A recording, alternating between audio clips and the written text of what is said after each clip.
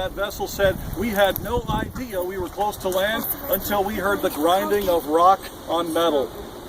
That's a terrible time and a terrible way to find out that you're not where you thought you were.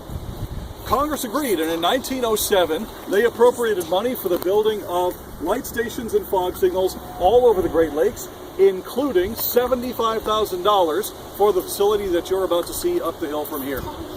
In the summer of 1909, construction began on this very spot.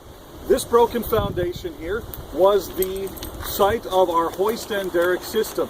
Within this building right here, you had a steam-driven hoist, which ran a cable out to where you can still see those posts driven in the rock out there. That's where the spotter would stand next to our tripod-shaped derrick, and he would tell the operator in this building to either hoist away or lower away.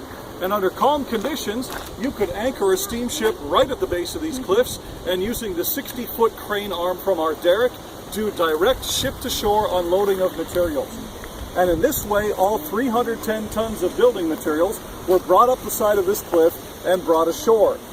Once ashore, those building materials were put on hand-pushed carts, which were then pushed by the workmen up to the building site, and that's where the construction happened. Now you're probably thinking, okay, that's amazing, but why on earth would you do that? That sounds insanely hard. Well, the reason is the road you good people came here on didn't exist until 1924. We're trying to build this back in the summers of 1909 and 1910. Therefore, that big blue thing out there, that's your road. It's the only possible way you could get 310 tons of building materials to this remote location. The other thing you may be thinking of is, wow, you brought us down to a broken foundation. Great tour. Thanks a lot, buddy. I want my money back. Well, this broken foundation here isn't so much a testament to what we have built here as it is a tribute to the fury of this lake once it really gets rocking.